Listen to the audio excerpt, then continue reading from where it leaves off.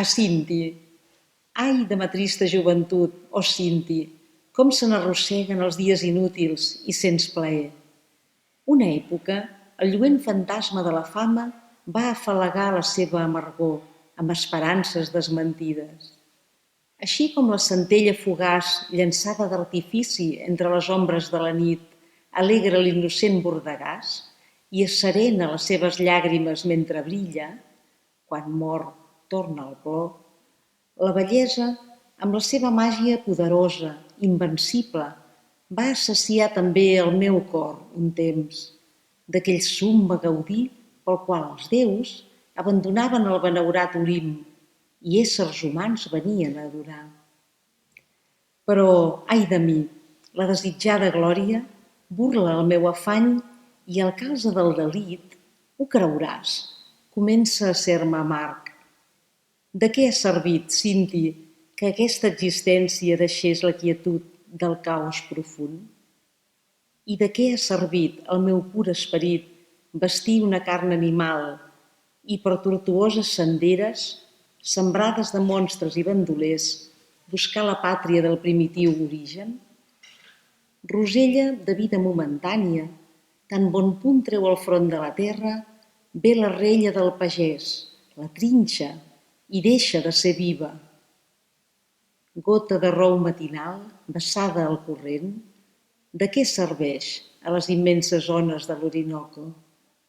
Arrossegada amb totes elles, anirà a morir, desconeguda i sens profit.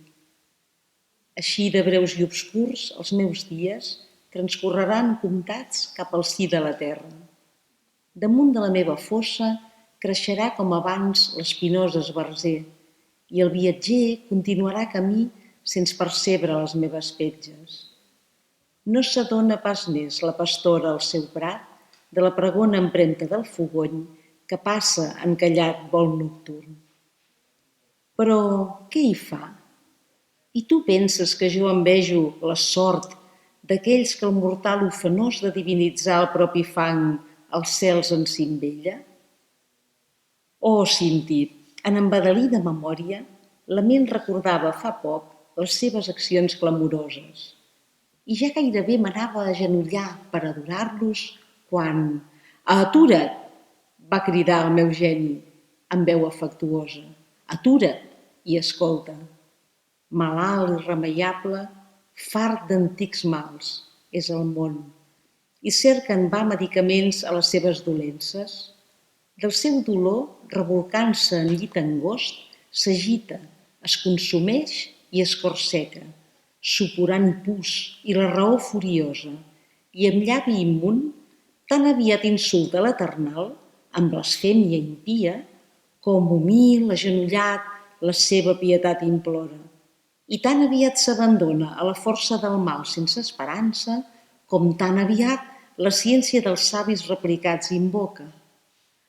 Oh, sens ventura, condemnat a llarg i agut patir, des del primer home inobedient al mandat del seu Déu fins a l'instant en què, retornant la creació al no-res, dirà la veu de l'infal·lible: «Prou! Vet aquí la llei eterna, i en contra d'ella aquesta estúpida xusma envilida que per un pa d'oprobi ven el seu honor i la seva miserable vida. El vici, la ignorància i la maldat són tan inútils com les victòries del Macedoni, els somnis de Plató i el celebrat pensament d'aquell que feia dansar els planetes, en raó de la poma que, caient, li va aixafar el nas». Això va dir, i va enllestir els últims arguments amb riure estrepitós. Jo, atordit, ja fos de dolor o de despit, ja fos de goig, vaig sentir el rostre humit que el plor vessava.